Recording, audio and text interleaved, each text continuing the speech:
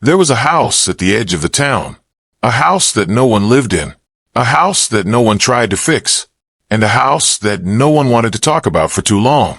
It stood there quietly, just beyond the last row of homes, where the road turned from gravel into dirt, and the trees grew so close together that, by evening, the sunlight could barely reach the ground. From a distance, the house did not look frightening. It looked normal, old but normal. 2 windows in the front, a narrow porch, a chimney made of dark brick, and a wooden door that had not been painted in many years. But the strange thing about the house was not how it looked. It was how people treated it. No one walked close to it. Children were told not to play near it. Travelers were told not to knock on its door. And when people talked about directions in that area, they never said, "Turn left at the old house." They said, "Turn before you reach that place." As if even saying the name of the house would bring back something that the town had spent years trying to forget. No one could point to a single reason why the house was avoided. There were no police reports, no newspaper stories, no official records of anything bad happening there. And yet, everyone agreed on one thing. Something was wrong with that house. Not loud wrong, not obvious wrong, just quiet wrong. The kind of wrong you feel when you walk into a room and the air feels heavier than it should. The kind of wrong you cannot explain, but you still feel it in your chest. For years, the house remained exactly the same. Seasons changed around it, but the house did not change with them. In the summer, tall grass grew around the porch steps. In the winter, snow covered the roof and the windows like a white blanket. In the fall, dead leaves gathered at the front door and stayed there, undisturbed, because no one opened that door to clear them away. And in the spring, when the rest of the town looked alive again, the house still looked asleep. Not abandoned, not destroyed, just sleeping, as if it was waiting. Then one year, everything changed. The land the house stood on was sold. The new owner did not grow up in that town. He did not know the stories. He did not understand why people avoided the place. To him, it was just an old house on a piece of land he now owned. And an old house meant wood. It meant land. It meant money. So he decided he would open it, clean it, repair it, and maybe even rent it out. When he told the people in town about his plan, most of them did not try to stop him. But they did something else. They became very quiet. They gave him short answers. And they changed the subject quickly. Only one old man said something that sounded like a warning. "If you fix that house," the old man told him, "fix the floor last." The new owner laughed a little when he heard that. "Why the floor?" he asked. The old man looked at him for a long moment before answering. "Because some things," he said slowly, "are better left under the floor than brought back into the light." The new owner did not take the warning seriously. He hired a few workers from a nearby town, and a week later, they arrived at the house with tools, wood, and supplies. The first day, they opened the front door. The air inside was thick with dust, and the smell of old wood and time filled the rooms. Sunlight came through the windows in thin, revealing particles of dust floating slowly in the air like tiny pieces of the past that had nowhere else to go. The furniture was still there. A table, 2 chairs, a small cabinet, and in the corner of the main room, a narrow staircase leading up to the second floor. "It looks like someone just left," one of the workers said quietly. The new owner nodded. "Good," he said. "That means less work." They started cleaning the house that same day. They removed broken boards from the porch. They cleaned the windows. They carried out old furniture. They swept the floors. And that was when the first strange thing happened. One of the workers was sweeping the main room when he stopped suddenly. He tapped the floor with the end of the broom. Then he tapped it again. And again. The sound was not what he expected. It did not sound like solid ground under the wood. It sounded hollow. He called the other workers. They all took turns tapping the floor in different places. Some parts sounded normal, but some parts sounded empty underneath. "Maybe there's a basement," one worker said. The owner shook his head. "I've seen the outside. There are no basement windows. No basement door." Another worker bent down and knocked on the floor with his knuckles. The sound echoed back softly from below. Everyone in the room heard it, and for a moment, no one said anything. Then one of the workers tried to laugh. Probably just space under the house, he said. Old houses are built like that. Maybe he was right. Maybe it was nothing. But from that moment on, every step they took on that floor felt different, heavier, as if they were not just walking on wood, but walking over something. Or maybe, walking over someone. Before we go any further, if you are drawn to forgotten places, hidden secrets, and stories that were buried by time, then subscribe to Shadows of History, because the story of this house only gets darker from here. The next day, the workers returned with more tools. Their job was simple. Repair the damaged parts of the house first, then replace the floorboards later. But the floor continued to bother them. Every time they walked across the main room, the hollow sound followed them. Knock, step, echo, knock, step, echo. By the third day, curiosity had replaced comfort. One of the workers knelt down and looked closely at the floorboards. The nails were old, but not as old as the house. Some boards looked like they had been removed before, and then nailed back into place. Someone worked on this floor, he said. When, the owner asked. The worker shrugged. Not recently, but not when the house was first built either. That meant one thing. At some point in time, someone had opened the floor, and then closed it again. But why? The owner made a decision. Fine, he said. We'll check the floor now instead of later. Remove a few boards and see what's under there. The workers looked at each other. No one argued, but no one looked excited either. They brought tools, a hammer, a pry bar, and a lantern, because even though it was daytime, whatever was under that floor had not seen light in a very long time. One of the workers slid the pry bar between two wooden planks and pushed down slowly. The nail made a dry, cracking sound as it loosened. He pushed again. The board lifted slightly. Dust fell into the crack below. He pulled the board up carefully and moved it aside. For a moment, no one moved. They all just stared at the dark space between the floor and the ground below. The worker picked up the lantern and held it over the opening. The light fell into the darkness slowly, revealing dirt, stone, and empty space. It's just a crawl space, one worker said, sounding relieved. But then the man holding the lantern moved it slightly to the left, and the light fell on something else. Wood. Flat wood, smooth wood, another wooden surface. Below the first floor, there was another layer of floorboards, a second floor, hidden under the first one. And that was the moment they realized. This house was not built this way. Someone had changed it.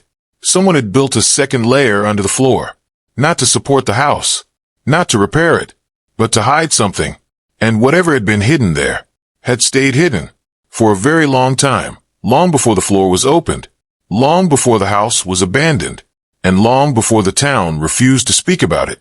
Someone lived there. The house had not always been empty. It had not always been silent, and it had not always been a place people avoided. Many years earlier, when the town was smaller and the road in front of the house was still used by wagons and horses, a family lived inside that house. A small family, quiet, private, and, according to the few people who still remembered them, very different from the others in town.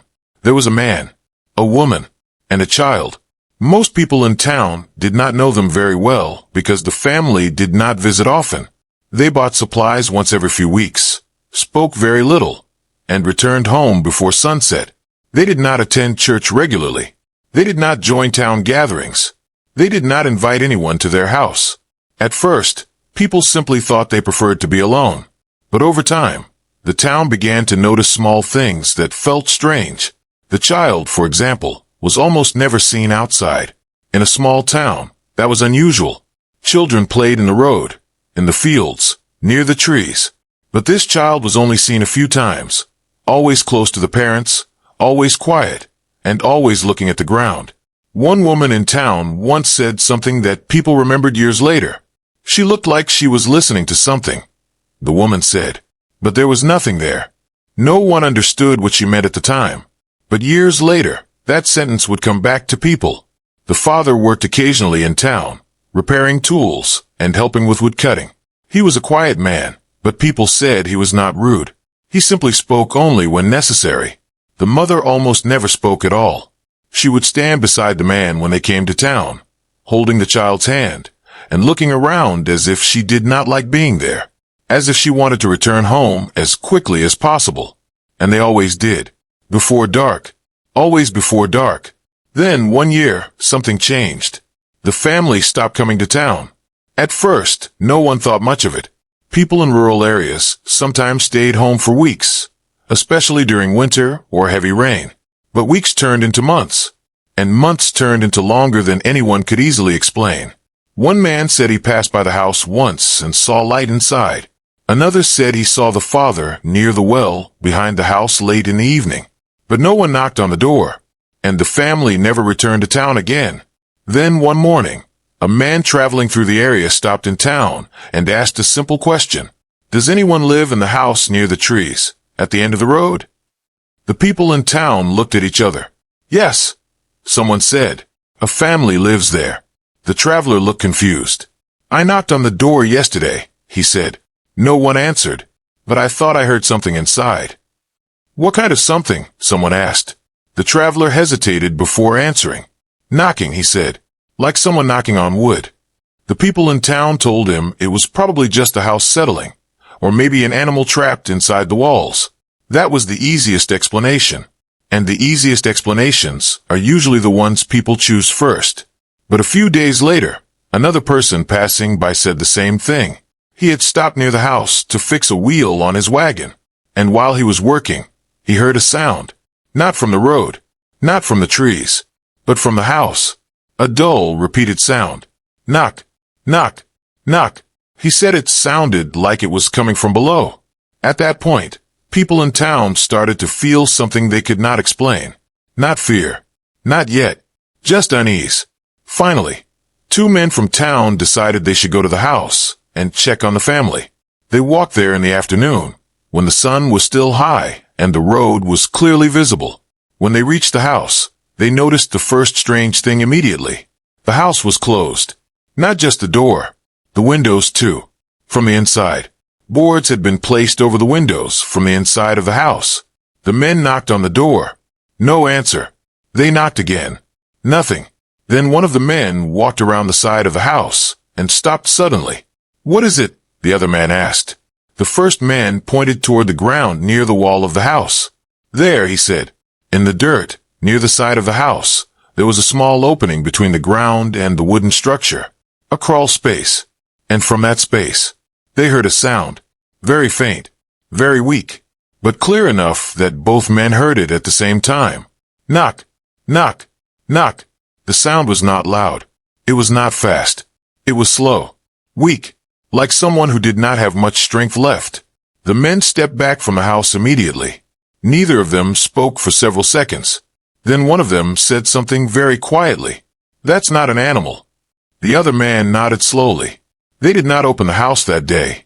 They did not break the door. They did not look under the floor. Instead, they went back to town. And that decision was something the town would remember for the rest of their lives.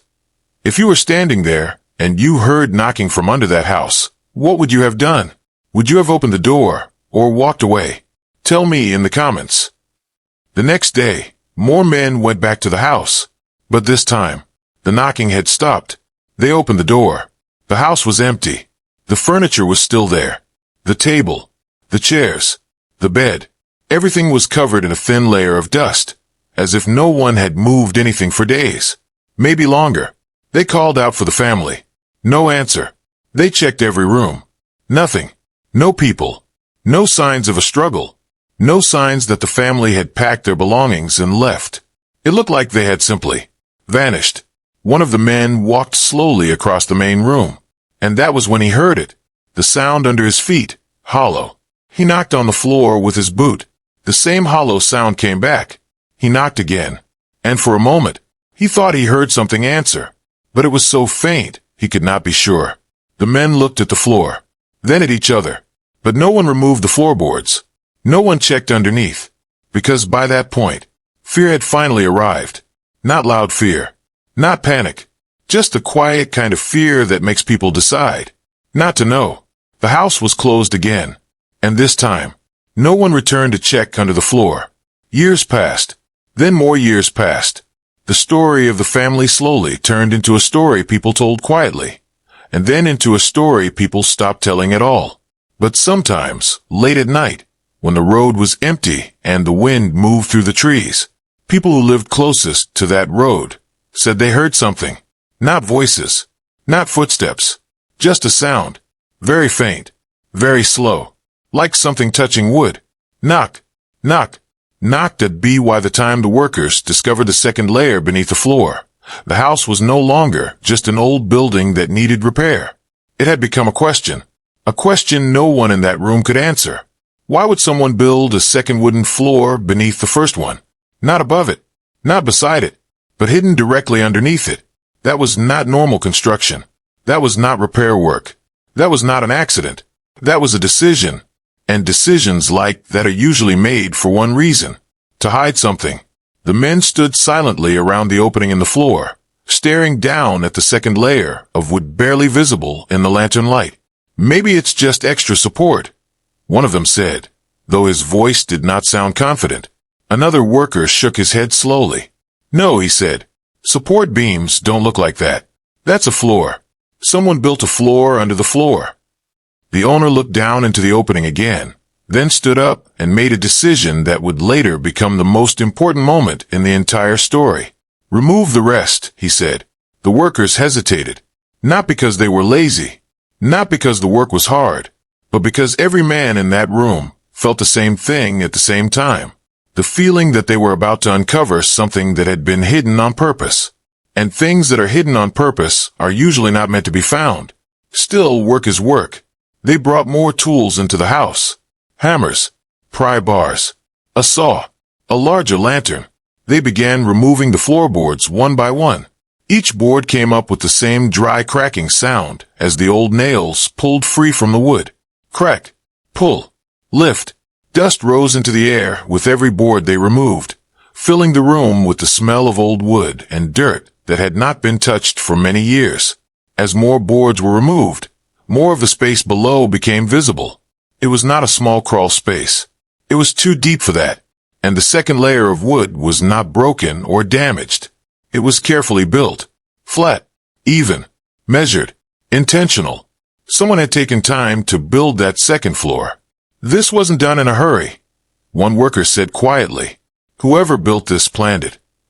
After about an hour, a large section of the top floor had been removed. Now the second layer was clearly visible.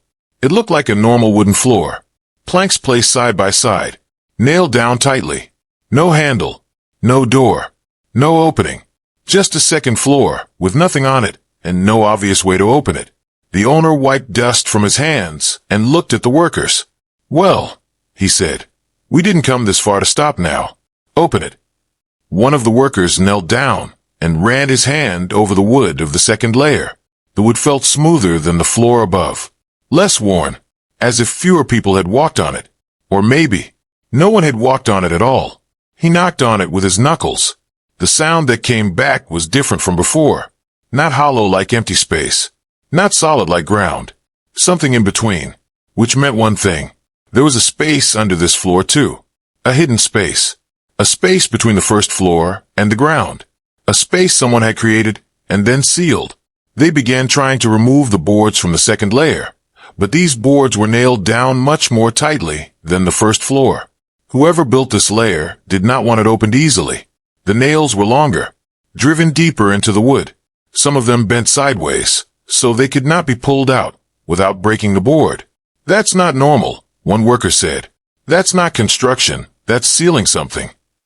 They worked for nearly 2 hours trying to remove just one board. Finally, one of the boards cracked in the middle as they pulled it upward. The sound of breaking would echo through the empty house. And then, something happened that no one expected. From the dark space below the second layer, cold air rushed upward through the crack. Not cool air. Cold air. The kind of cold air that comes from a place that has not seen sunlight for a very long time. The worker holding the lantern slowly lowered it toward the crack in the wood. The light fell into the opening, but it did not reach the bottom. It was deeper than they expected. Much deeper. How deep is that? Someone whispered. No one answered. The worker lay down on his stomach and carefully pushed the lantern through the broken board to shine the light inside.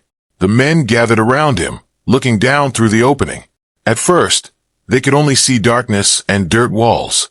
Then the lantern light moved slightly to the right, and that was when they saw it. A shape. Not a person. Not an animal. An object. Wood. A small wooden structure inside the hidden space. It looked like a small room, or a box, or something built for someone to stay inside. "Is that a bed?" one of the workers asked quietly. No one laughed this time. No one made a joke, because deep down, they were all starting to understand the same terrible possibility. This space was not built to store things. This space was built to hide someone, or to keep someone hidden, or to keep someone from leaving. They removed more boards from the second layer, working faster now, no longer worried about damaging the wood. Piece by piece, the hidden space opened up beneath them.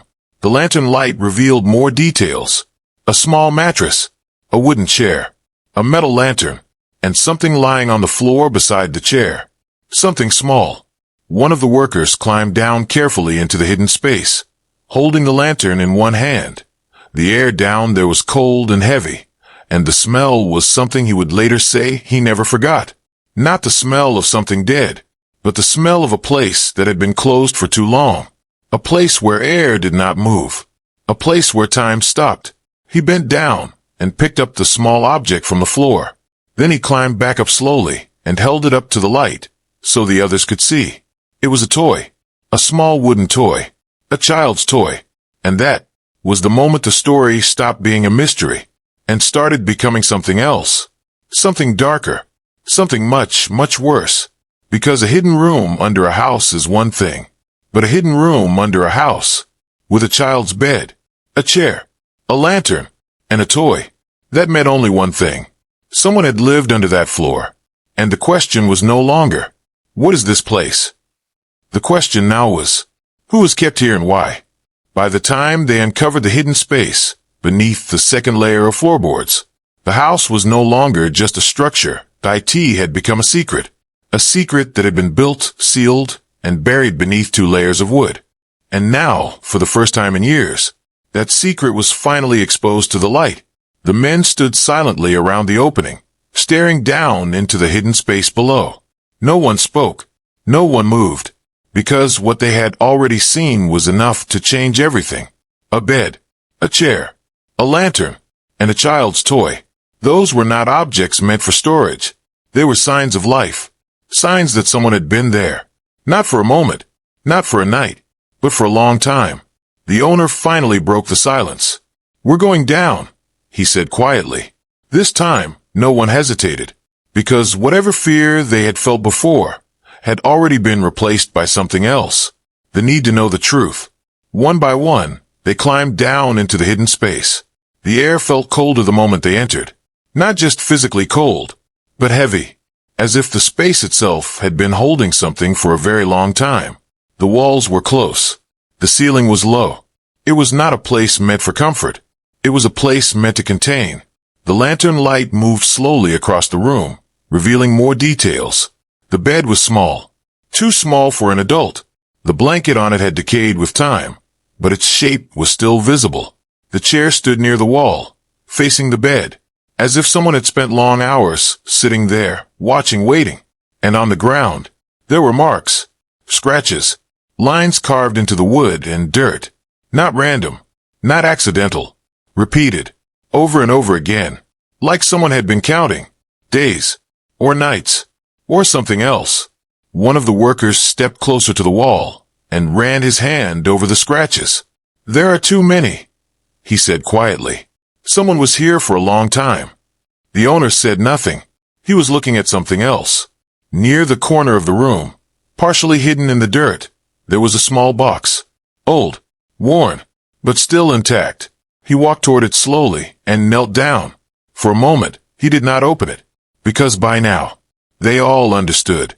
Whatever was inside that box would not make this story easier. It would only make it clearer.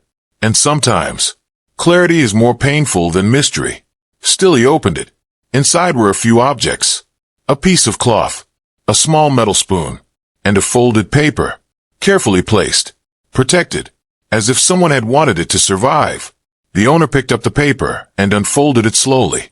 The edges cracked slightly with age, but the writing was still visible. Faded, uneven, but readable. He began to read. At first silently, then out loud. "If anyone finds this," his voice echoed softly in the small space, "please understand we did not come here by choice." The men looked at each other. No one interrupted. He said it was for safety, that no one would look for us here, that we would only stay a few days. The owner paused, then continued. "The door above us was closed. Then the second floor was built." A long silence filled the room, because now they understood. The second floor had not been built before. It had been built after someone had been placed inside. We called out, but no one answered. One of the workers lowered his head. The light was taken away, and the door was never opened again. The lantern flickered slightly. We tried to stay strong. For her.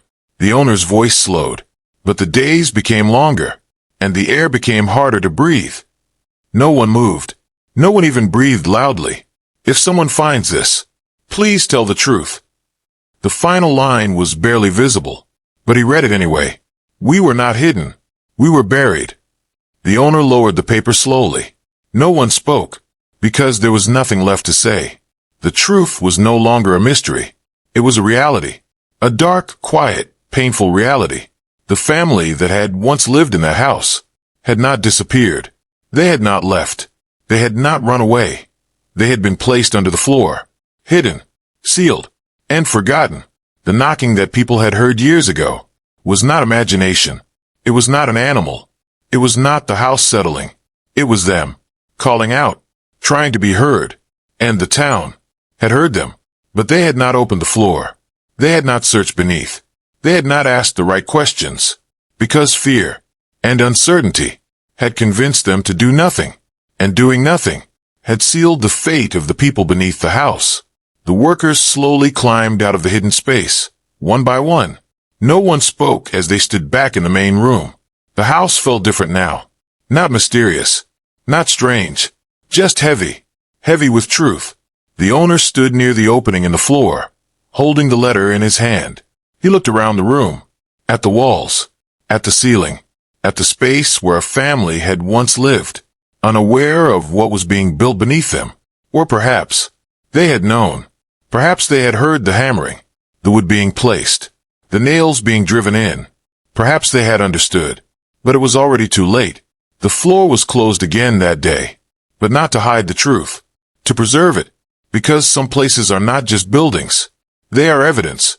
Evidence of choices, of fear, of silence, and of what happens when people decide not to act. The house was never repaired. It was never sold again, and it was never lived in. It remained exactly as it was.